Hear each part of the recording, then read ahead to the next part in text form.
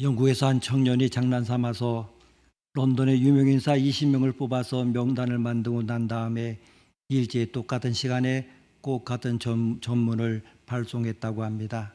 그 내용은 모든 것이 탈로 났으니 속히 피신하기 바람이라고 하는 단순한 것이었습니다.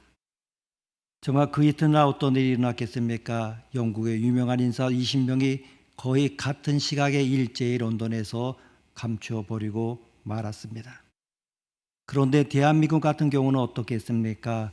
얼굴에 천매비를 깔고 누가 있던 스팸 메일을 보내느냐, 이런 메시지를 보내느냐 아마 추적해서 그를 벌하려고 할지도 모르겠습니다. 아니면 아무렇지 않은 듯 나타날 것입니다.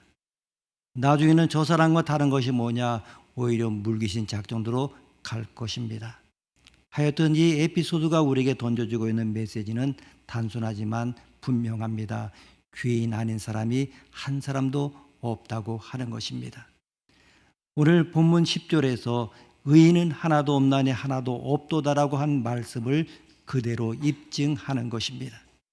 바울 사도는 이 위대한 복음의 책인 로마서를 기록하면서 그 첫 장에 먼저 찬란한 헬레니즘 문화에 건설된 대로마 제국 국민을 향하여 그 죄악을 폭로하고 있습니다. 로마인의 죄악은 그 당시 하나님 없이 살고 있는 모든 이방인들의 죄를 대표하는 것이라고 말할 수가 있습니다.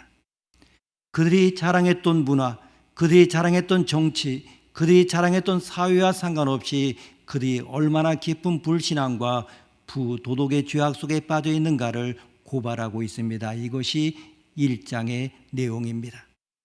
그 다음에 2장에 들어가서 바울 사도는 유대인의 죄악을 고발합니다. 이들은 로마인이나 헬라인에 비하여 매우 도덕적이고 매우 종교적인 사람이었음에도 불구하고 그들도 여전히 죄인이라는 사실을 바울은 논증하고 고발을 했습니다. 이것이 바로 2장의 내용입니다. 이제 3장에서 바울은 일종의 유대인 혹은 헬라인, 로마인을 망라해 죄에 대해 결론을 내리고 있습니다. 3장의 결론의 요약을 우리는 9절에서 찾아볼 수가 있습니다. 9절 말씀 우리가 함께 읽겠습니다. 9절입니다. 그러면 어떠하냐? 우리는 나으냐? 결코 아니라 유대인이나 헬라인이나 다 죄 아래에 있다고 우리가 이미 선언하였느니라. 아멘. 즉 다 죄 아래에 있다고 하는 것입니다. 바울 사도는 3장에서 그가 어떻게 이 결론에 도달하게 된 관점을 두 가지 측면에서 설명하고 있습니다. 왜 모든 사람이 예외 없이 죄인입니까? 첫째로 죄인이 아니라고 하는 변론이 성립할 수 있는 여지가 전혀 없기 때문입니다. 우리가 어떤 사람을 만났을 때 그 사람이 다른 사람보다 더 도덕적이고 더 종교적일수록 전도해 보게 되면 그들이 죄인이라고 하는 말을 듣기 싫어하는 것을 느끼게 됩니다. 왜냐하면 죄인이라고 하는 딱지가 그 사람의 자존심이나 혹은 종교적인 자존심을 매우 거스르기 때문입니다. 2장에서 바울 사도가 유대인의 죄악을 고발했을 때, 즉 나는 하나님의 선민이고 종교적이고 도덕적인 사람이라고 자부하고 있었던 유대인의 죄악을 적나라하고 고발하고 있을 때에 유대인들이 느꼈던 심정이 아마 이런 사람들의 심정과 동일하지 않을까 이렇게 생각해 봅니다. 왜 그렇습니까? 한마디로 말하면 유대인들은 그들이 이방인들과 같은 죄인으로 취급당하는 것이 싫었던 것입니다. 사랑하는 성도 여러분, 하나님의 진노는 불의로 진리를 막는 모든 사람에게 나타납니다. 성경은 죄의 삭은 사망이라고 말합니다. 그래서 우리가 다 죽음의 존재가 된 것입니다. 우리는 지금 죽음을 향하여 가고 있습니다.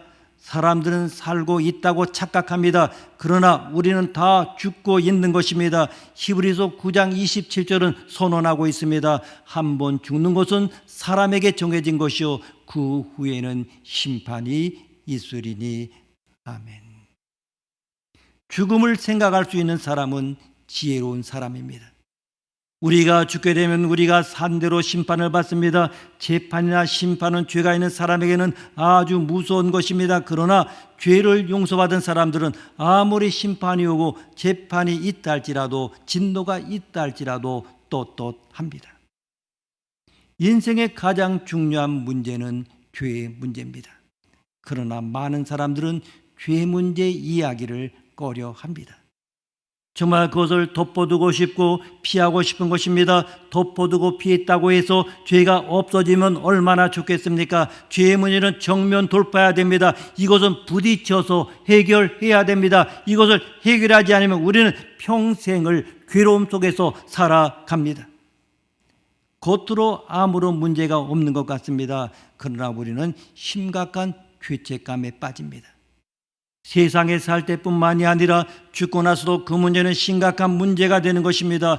죄는 그러한 특징을 가지고 있습니다. 그러면 누가 죄인입니까? 누가 하나님의 심판을 받습니까? 사도 바울은 세 종류의 사람이 심판을 받는다고 말했습니다. 첫 번째 종류의 사람은 속에 있는 죄가 모든 사람이 다 볼 수 있도록 다 드러난 사람입니다. 이런 사람에게 하나님의 진노가 있다고 했습니다. 그러나 모든 죄가 다 드러난다고 들킨 사람에게만 하나님의 진노가 있습니까? 그렇지가 않습니다. 두 번째 종류의 사람은 죄가 드러나지 않은 사람에게도 진노가 있다라고 성경은 말하고 있습니다. 이런 사람들은 남을 심판하고 재판하는 그런 사람들입니다. 자칭 선하다고 말하는 사람들입니다. 또 한 종류의 사람에게도 심판이 있다고 했습니다. 이들은 종교적인 사람들, 즉 유대인입니다. 하나님의 선택받은 이 유대인, 하나님께서 심판하지 않으십니까? 하나님의 위임받은 사람들은 하나님께서 심판을 안 하십니까? 아닙니다. 하나님은 그들도 똑같이 심판하십니다. 주님의 일을 한 사람도 죄가 있으면 심판을 받습니다. 이것이 사도 바울이 오늘 본문에서 우리에게 말씀하시는 그러한 내용입니다. 이 문제에 대해서 선택받은 유대인들은 동의하지 않으려고 합니다. 하나님의 특별한 선택을 받았기 때문에 자신들은 예외라고 생각합니다. 그렇습니다. 이 유대인들 하나님의 부르심을 받았기 때문에 하나님께서 이방인과 자신들을 똑같이 대우하는 것을 못 참았습니다. 그것이 그들이 고민하는 내용입니다. 1절에서 이렇게 이야기하고 있습니다. 1절 말씀 함께 읽습니다.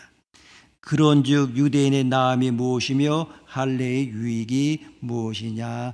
아멘. 유대인들은 당연히 이렇게 질문할 것입니다.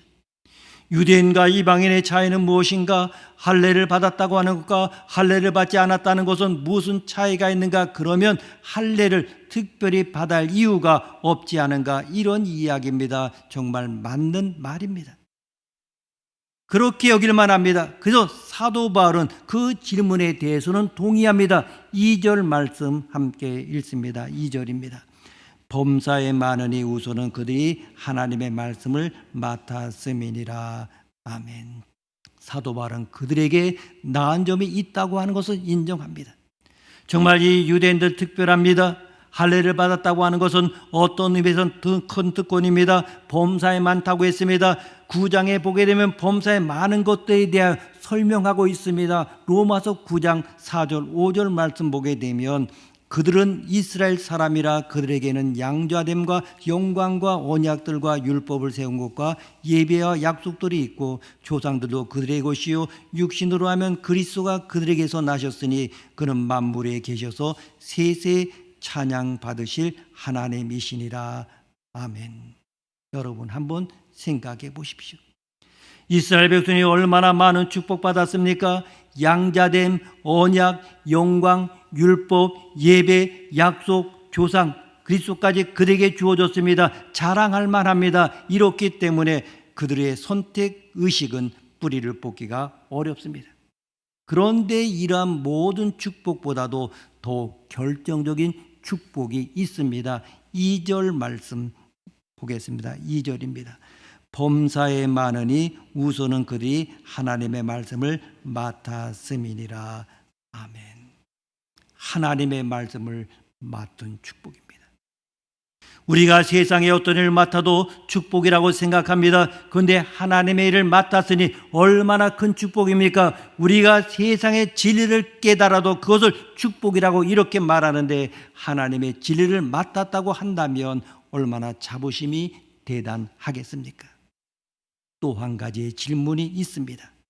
5절에서 7절 말씀 함께 읽습니다. 5절에서 7절입니다. 그러나 우리가 불의가 하나님의 의를 드러나게 하면 무슨 말하리요? 내가 사람의 말하는 대로 말하노니 진노를 내리시는 하나님이 불의하시냐? 결코 그렇지 아니하니라. 만일 그러하면 하나님께서 어찌 세상을 심판하시리요? 그러나 나의 거짓말로 하나님의 참되심이 더 풍성하여 그의 영광이 되었다면 어찌 내가 죄인처럼 심판을 받으리요? 아멘. 이 구절의 내용은 유대인들이 늘어놓는 궤변에 대한 이야기입니다. 인간의 불의가 하나님의 의를 드러낸 것이라고 한다면 인간의 불의가 하나님의 일을 아는데 도움이 되지 않느냐는 것입니다. 그런데 왜 불의한 사람에게 진노가 내리는 것인가? 그렇다면 하나님은 불의하지 않는가? 그러나 사도 바울은 6절에서 결코 그렇지 않다고 합니다. 만일 그렇다면 하나님께서 세상을 심판할 수 있었겠는가? 나의 거짓말로 하나님의 영광을 나타낼 수 있다는 억지 주장에 대하여 사도 바울은 단호히 그럴 수 없다, 그렇지 않다 이야기합니다. 8절 말씀 함께 읽습니다. 8절입니다. 또는 그러면 선을 이루기 위하여 악을 행하자 하지 않겠느냐? 어떤 이들이 이렇게 비방하여 우리가 이런 말을 한다고 하니 그들은 정죄받는 것이 마땅하니라. 아멘. 선을 위하여 악을 행한다고 하는 것 논리가 맞지 않습니다. 이런 자들에게는 정죄받는 것이 옳고 이런 궤변을 늘어놓는 자들은 하나님의 심판이 임한다고 하는 것입니다. 그렇다면 결론이 무엇입니까? 유대인들은 궤변을 늘어놓으면서까지도 자신을 합리화하려고 하고 있는데 그것이 옳은 것입니까? 유대인들은 죄 문제에 대해서 특권을 받아야 됩니까? 그렇지가 않습니다. 하나님의 선택을 받은 유대인이라 할지라도 정말 하나님의 말씀을 위임받았고 예수 그리스도가 태어났다 할지라도 그들이 회개하지 않으면 죄 문제를 해결하지 않으면 하나님의 진노와 심판을 피할 수 없다고 하는 것입니다. 하물며 그러면 우리이겠습니까? 9절 말씀 함께 읽습니다. 9절입니다. 그러면 어떠하냐? 우리는 나으냐? 결코 아니라. 유대인이나 헬란이나 다 죄 아래 있다고 우리가 이미 선언하였느니라. 아멘. 이 구절 말씀에서 우리가 주목해야 하는 두 구절이 있습니다. 첫째는 우리는 나으냐라고 하는 구절입니다. 나는 나은가? 나는 회개하지 않아도 구원을 받을 수 있는가? 내 죄의 문제를 건드리지 않고도 구원받을 수 있는가? 사도 바울은 자기가 복음을 전하고 자기가 저주를 받을까 봐 두렵다고 했습니다. 이것이 바로 죄의 실존이라고 하는 것입니다. 그러나 대부분의 교회에서는 이 죄 문제에 대해서 이야기하는 것을 아주 싫어합니다. 왜? 교인들이 죄 문제에 대해서 설교하는 것 듣기 싫어하기 때문입니다. 그러나 죄의 문제를 통과하지 않고 구원은 가능하지 않습니다. 그것을 숨기고 변명하는 것이 가능합니까? 그 대답은 무엇입니까? 두 번째는 다 죄 아래 있다고 하는 구절입니다.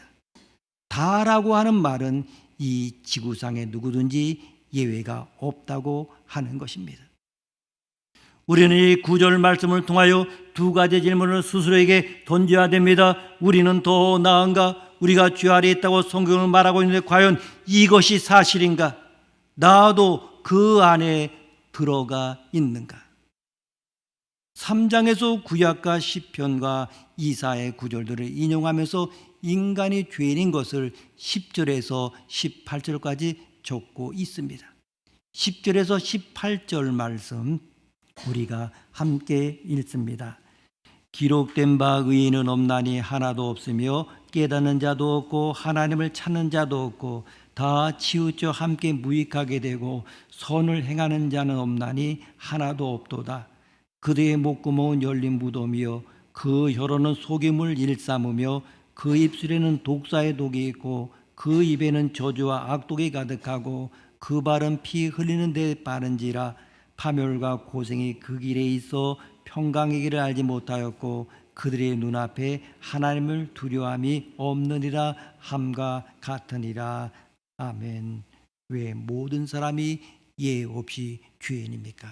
두 번째로 바울 사도는 본문에서 그들이 다 죄인일 수밖에 없는 이유를 인간 존재 그 자체가 죄인됨을 드러내고 있기 때문이라고 말하고 있습니다. 여러분 동의하십니까?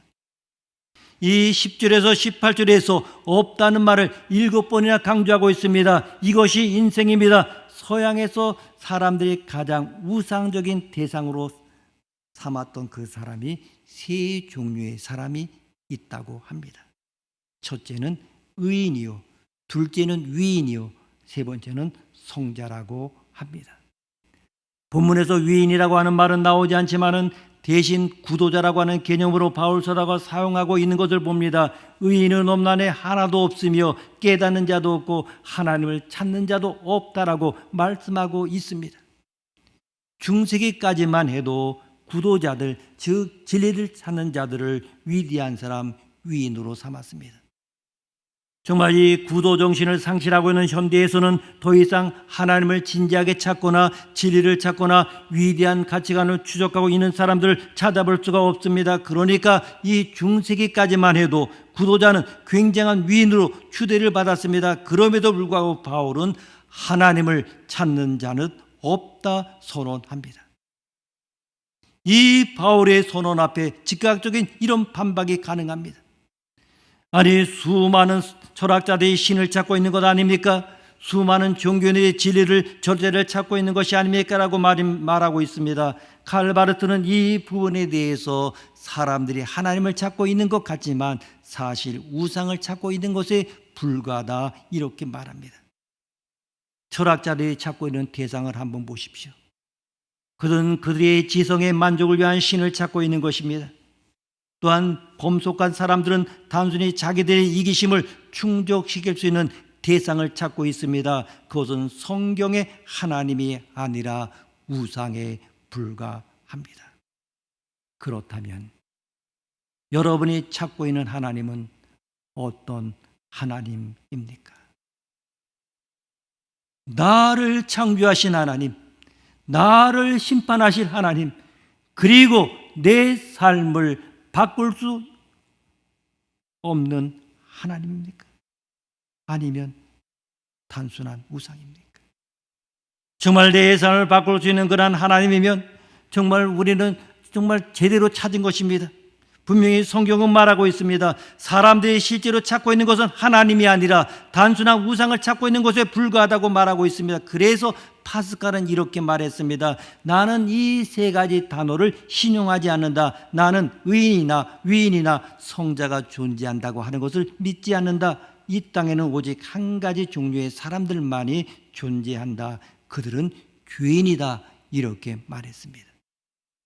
의인은 없나니 하나도 없으며 깨닫는 자도 없고 하나님을 찾는 자도 없다 말씀하며 성경은 다 죄 아래 있다, 이렇게 선언합니다. 하나님의 선언과 진단, 이 창조주와 심판자의 진단 앞에서 누가 예외라고 말할 수 있겠습니까? 이 10절과 12절에 일반적인 죄의 상태에 말하고 있고 13절, 14절에서는 입술로 저지르는 모든 죄에 대해 이야기하고 있고 15절에서 17절에서는 행위에 대한 모든 죄를 이야기하고 있습니다. 그리고 18절에서는 죄의 원천에 대하여 이야기하고 있습니다. 사람들은 인간을 생산적인 존재라 이렇게 말합니다. 맞습니다. 그러나 동시에 인간은 매우 위험한 파괴적인 존재라는 사실을 여러분 아십니까? 오늘날 인간의 문명이 이렇게 놓은 거대한 산업화 속에서 우리가 어떤 부작용을 경험하고 있습니까? 자연계가 파괴되고 생태계가 파괴되고 산업화의 대가로 지불되고 있는 끔찍한 고통의 세계를 한번 지켜보십시오. 자업자득이라고 하는 생각이 들지 않습니까? 우리가 뿌린 씨를 우리가 거두고 있는 것은 아닙니까? 문명과 건설의 이름으로 우리가 파괴해온 이 잿더미, 인생 그가 가는 그 길에 파멸이 있고 고생이 있다는 말씀이 사실이 아닙니까? 그들의 눈앞에 하나님을 두려움이 없느니라. 창조주 되신 하나님 앞에 떨 줄 알아야 작은 소망이라도 있지 않겠습니까? 그런데 그 하나님을 향하여 눈을 지켜들고 냉소할 정도이니 얼마나 절망적인 존재냐 하는 것입니다. 왜? 저희 눈에 하나님을 두려움이 없기 때문입니다. 사람들이 참으로 전능자이시며 창조이시며 심판자이신 하나님을 향한 진정한 두려움이 내 존재를 지배하고 있더라면 사람들은 분명히 다르게 살았을 것입니다. 그래서 성경은 여호와를 경외함이 지식의 근본이다, 이렇게 말씀합니다. 우리의 모두의 혈관에는 착하고 의로운 동생을 들판에서 잔인하게 돌로 쳐 죽인 살인자 가인의 피가 흐르고 있다는 사실을 잊어서는 안 됩니다. 그가 동생을 죽인 다음에 하나님이 그에게 물어 따졌습니다. 내 동생 아벨이 어디 있느냐? 가인이 정말 하나님을 두려워했다고 한다면 어떻게 대답을 했을 것 같습니까? 무릎 꿇고 부들부들 떨면서 말 한마디 제대로 하지 못하고 눈물을 흘렸을 것입니다. 그러나 그는 그렇지 않았습니다. 모릅니다. 내가 무슨 동생을 지키는 보초병입니까? 얼마나 건방집니까? 얼마나 아나무인입니까? 이와 같이 하나님을 두려워하지 않는 가인의 피가 지금도 사람들의 혈관에 흐르고 있습니다. 그러니까 그들은 하나님을 두려워하지 않습니다. 떨지를 않습니다. 그들에게 남은 것은 절망뿐입니다. 여러분의 집사, 권사, 장로는 될 수 있습니다. 세례는 받을 수 있습니다. 그러나 정말 자신이 죄인 죽을지라는 것을 뼈저리게 느끼고 하나님 앞에 부들부들 떠는 자리까지 오려면 은혜 안에 있으면 안 됩니다. 교회를 오래 다니도 십자가의 사랑이 마음에 와닿지 않으면 아직도 나라는 자존심이 있다고 하는 그러한 증거입니다. 조금만 노력하면 선해질 수 있다고 생각하십니까? 여러분이야말로 의로우고 그 절망적인 노력까지도 포기하는 자리까지 가야 하는 것입니다. 선하려고 하는 것까지 인정하는 자리까지 가야 합니다. 의로우려고 하면 할수록 더 비참해지는 자기 자신을 보는 자리까지 나가야 합니다. 여호와를 두려워하며 살아계신 하나님 앞으로 나오십시오. 오늘 이 말씀 앞에 예일 수 없는 죄인됨을 주께서 여러분과 저에게 보여주셨다고 하면 하나님 앞으로 오셔야 합니다. 그리고 나를 심판하신 하나님 앞에 서십시오. 그 하나님이 정말 두렵지 않으십니까? 그러나 두려우신 심판의 하나님이 동시에 나를 사랑하신다고 하는 복음을 여러분 알고 계십니까? 바울은 지금 이 복음을 말하기 위해서 이 이야기를 전개하고 있는 것입니다. 두려워할 수밖에 없는 하나님, 그럼에도 불구하고 나를 사랑하시는 하나님, 이 하나님의 공의와 사랑의 놀라운 조화가 바로 십자가 사건인 것을 여러분 아십니까? 죄인들이 피할 곳은 한 군데밖에 없습니다. 십자가 앞입니다. 구약 성경에 자신의 죄로 인하여 나갈 길이 없었던 그 사회 속에서 용납될 수 없었던 죄인을 위하여 하나님이 예비하신 하나의 도피성이 있었습니다. 이 도피성에 들어가는 자마다 용서를 받습니다. 새로운 삶을 경험합니다. 십자가는 도피성입니다. 다 죄 아래에 있느니라는 선언 앞에 나도 예외일 수 없으며 그 하나님의 공의로운 심판과 진노를 피할 수 없었음에도 불구하고 나를 사랑하신 하나님께서 그의 외아들 예수 그리스도를 십자가에서 피 흘리게 하사 나의 죄값을 지불하신 사건이 있습니다. 우리는 우리의 죄를 인정해야 합니다. 드러내야 합니다. 감추면 아무 일도 일어나지 않고 골마 썩어 죽는 것입니다. 로마서에서는 줄기차게 이 이야기를 하고 있습니다. 이 죄는 오직 예수 그리스도만이 해결하십니다.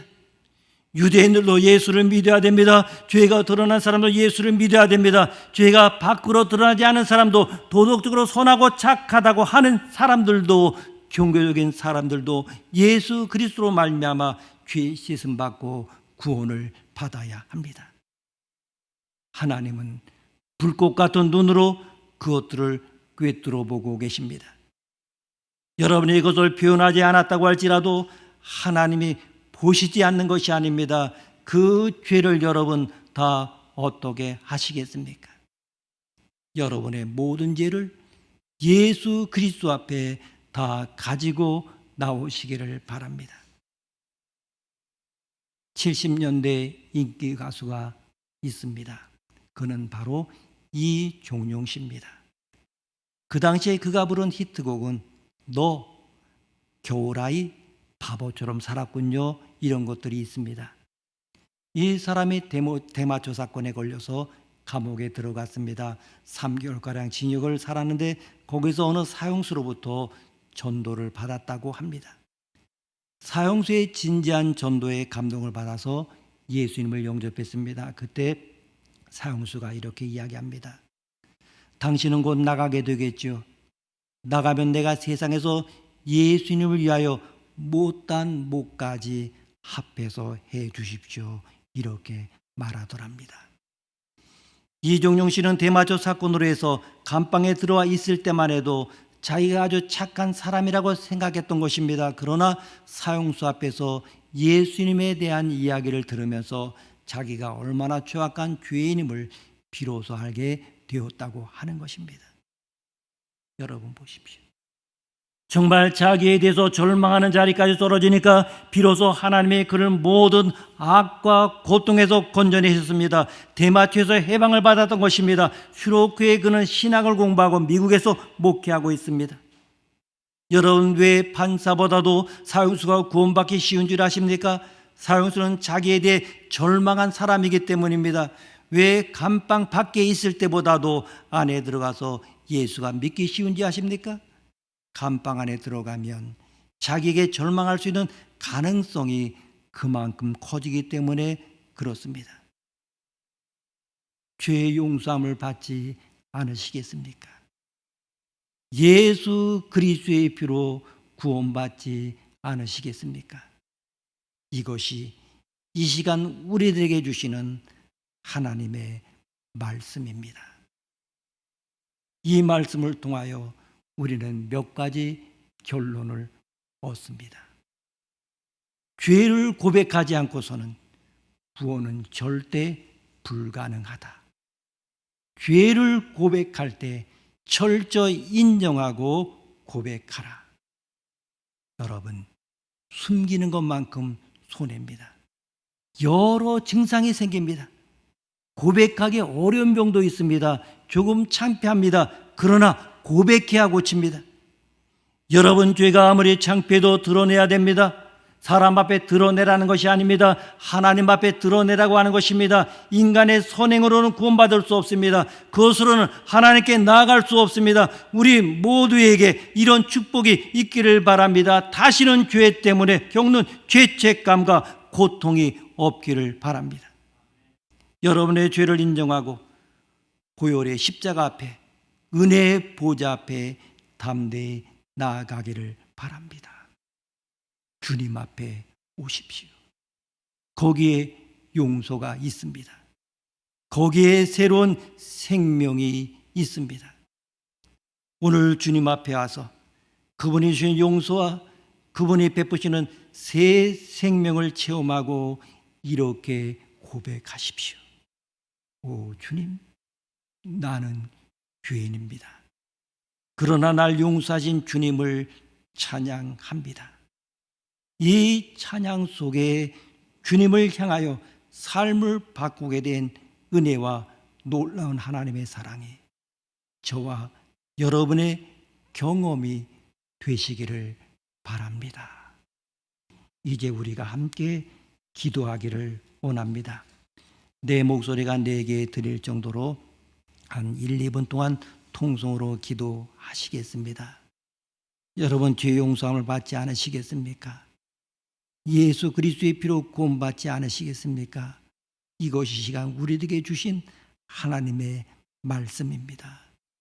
다 죄 아래에 있는 선언 앞에 나도 예일 수가 없고 그 하나님의 공의로운 심판과 진도를 피할 수 없었음에도 나를 사랑하신 하나님께서 그 외아들 예수 그리스도를 십자가에서 피 흘리게 하사 나의 죄값을 지불하신 사건이 있습니다.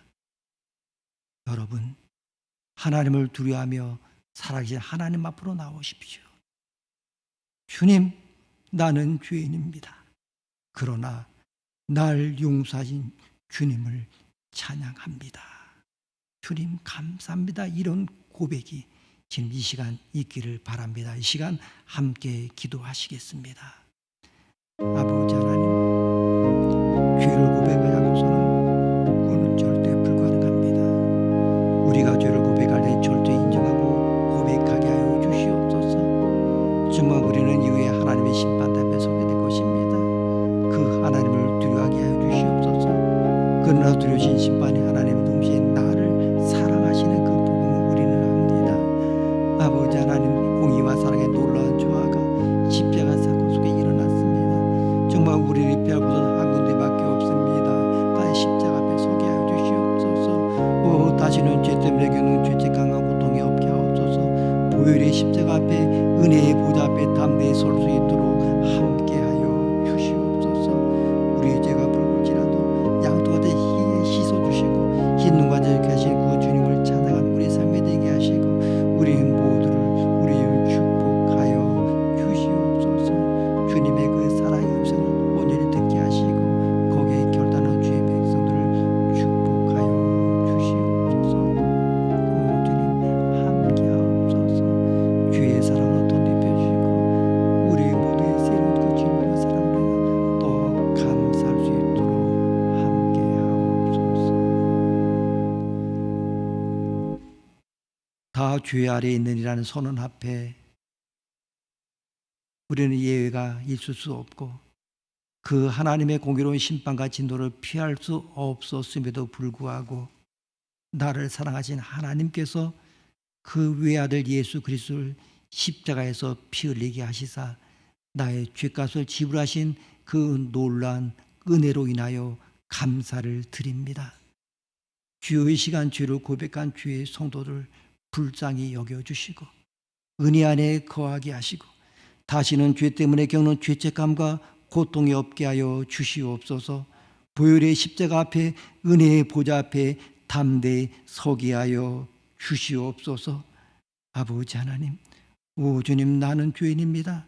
그러나 날 용서하신 주님을 찬양합니다. 이렇게 고백한 주의 백성들에게 함께하여 주셔서 우리의 죄가 붉을지라도 양토같이 희게 씻어주시며 흰눈같이 정결케 하시는 주님을 찬양하는 주의 백성들을 축복하여 주시옵소서. 또한 주님을 향하여 삶을 바꾸게 된 은혜와 놀라운 하나님의 사랑이 저와 우리 모든 성도들에게 넘쳐나게 하옵소서. 예수님의 이름으로 기도드립니다. 아멘.